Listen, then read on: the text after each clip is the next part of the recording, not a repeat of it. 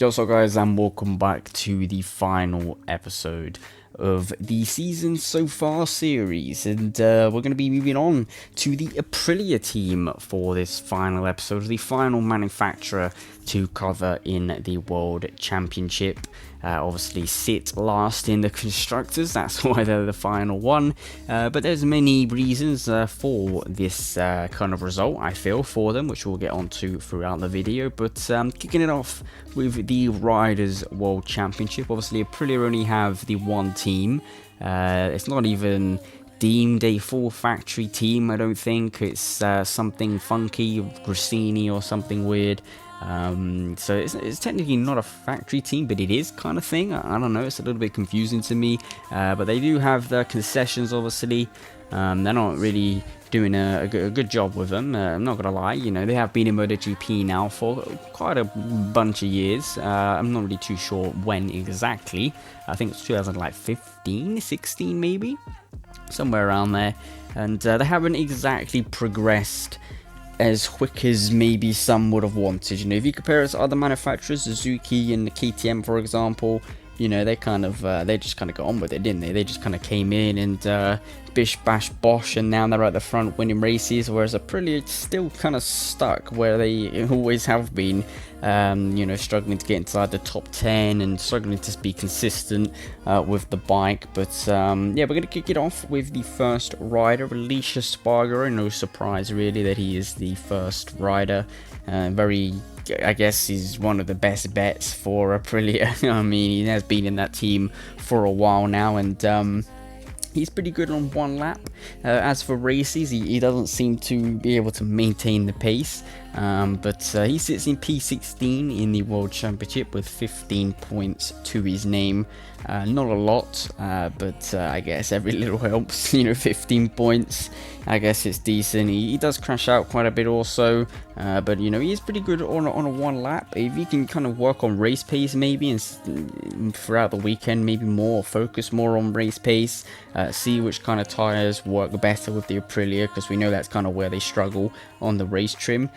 So if you could just focus on that throughout the weekend, and then in qualifying, you know, hold his breath and just do one banger of a lap, maybe the Aprilia team could get a little bit more points. I mean, who knows? But yeah, P16 in the World Championship. And then Bradley Smith obviously came in to replace Andrea Iannone, who they're all still kind of waiting on what's going to happen with him. You know, it looks like his ban could be extended even more, which to me seems a little bit of a madness. You know, I'd quite like to see him back on a MotoGP bike. You know, he was a very quick rider, although he did, you know, his personal kind of life away from MotoGP was all a bit wild, all a bit cray-cray. But, you know, as for his actual racing, you know, he was a very quick rider. You know, obviously, not maybe consistently, but you know, when it was his day, he was pretty quick. And I would have liked to have seen him on this Aprilia, which he claimed he developed. Alicia Spargaro and him argued about that a little bit back in you know, the beginning stages of this championship. But it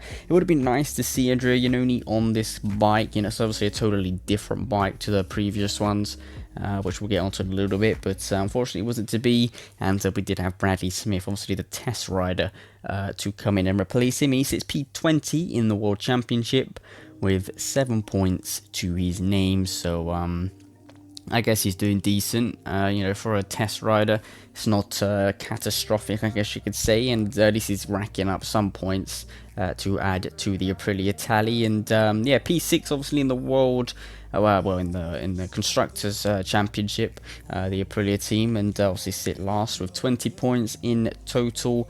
A little bit of a gap now to the Honda team. They were ahead of them, you know, before the Austrian races, I think it was, but unfortunately now they've dropped for 20 odd points, something like that, behind.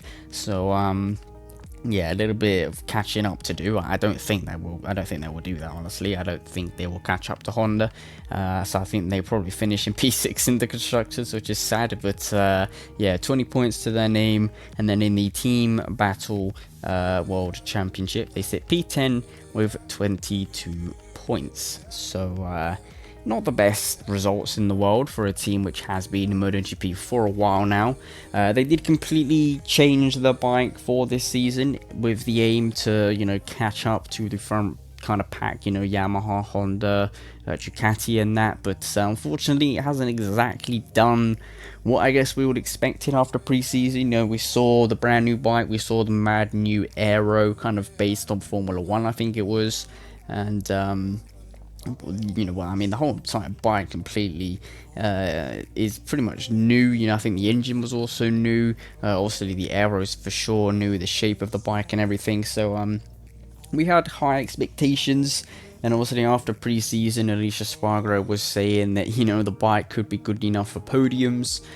So unfortunately, not sure what happened from preseason till the season started, but you know, all that podium possibility kind of got thrown out the window, really. You know, straight away. The Aprilia just struggling to get into the top 10 is just a little bit sad to see. I think maybe it's down to the tires, possibly their engine, who knows, but hopefully they can, you know, get it fixed sometime soon. I mean, they do have the concessions, so if they can just, you know, just get the pieces together, you know, build the puzzle, and they might be able to get a bike which is capable of fighting at the front. So yeah, hopefully we'll see that at some point. Obviously they're a good little manufacturer, one of the smaller ones, obviously in MotoGP, but you know, they have been pretty successful in the past in other categories. So it would be nice to see them catch up and, you know, have all 6 manufacturers fighting at the front. But yeah, maybe it might be a long road ahead, who knows. But yeah, hopefully we'll see it one day. And yeah, guys, that is the end for this little series. We will do another series similar to this, but at the end of the season, and talking about each team. So yeah, look forward to that. And yeah, make sure you leave it down in the comments your opinions on the Aprilia team and what you think they should do to catch up to the front guys. Probably having a satellite team would definitely help out quite a bit. But yeah, guys, hope you enjoyed the video. Leave a like and subscribe for more content as always, and I'll see you with some brand new videos very soon.